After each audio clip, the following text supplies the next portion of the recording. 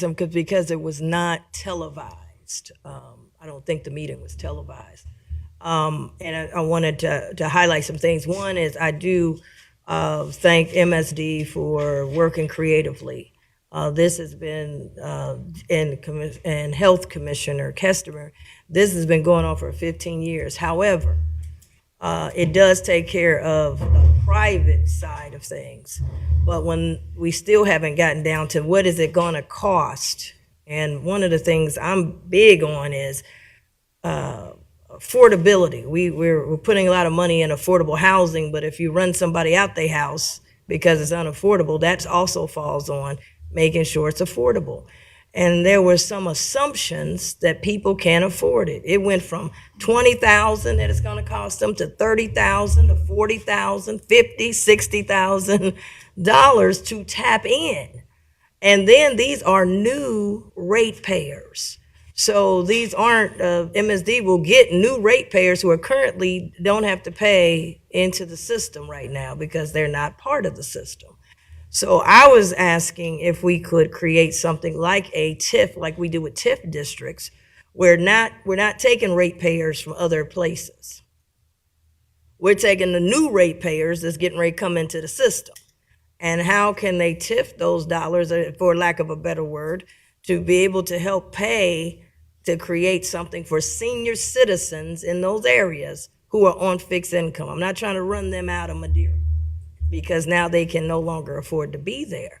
So I thought that would give us a potential win-win. Now, verbally, MSD said something, but I need something like legal counsel that could be looked at by our prosecutor folks. And I'm not just accepting. We say a lot of stuff. We said a lot of stuff couldn't happen in the White House, and it's happening. And they'll say, oh, it wasn't illegal. It's just we just never did it before. I'm looking for the most creative, comb everything we can find to help senior citizens. I'm for freezing senior citizens' property taxes. I don't have the authority. If I did, I would do it immediately. And to me, that's one of the top issues to discuss with the leadership at the State House. So it didn't make television, didn't make nothing. I want to make sure it's on record. I don't know if we maybe had a rerun. Somebody might have had a cell phone. I don't know. But I would like us to see if, I appreciate the $12,000, but if you're telling me that you saved me 12, but I still got 40, 50,000, and then the response was, well, y'all got time to save. Ain't no money to save. If they on a fixed income, they ain't got no money. Who am I to say? We government, we getting paid by the government. We getting paid by the taxpayer, and I'm gonna tell the taxpayer, you need to be able to save up $20,000, $30,000. We can't do that. So maybe we can't do it, but I wanna look at everything. And so I was just saying, not taking, I don't wanna take ratepayers' money from other areas. I'm saying this is a new group of ratepayers.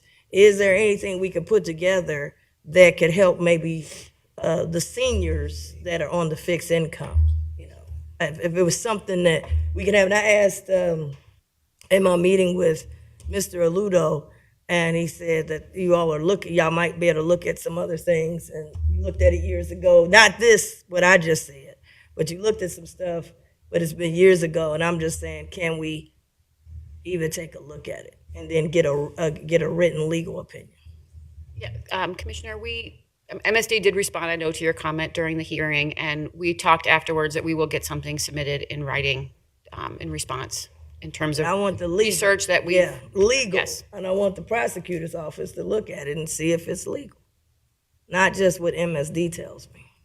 That was my point. But I appreciate them being creative. Okay.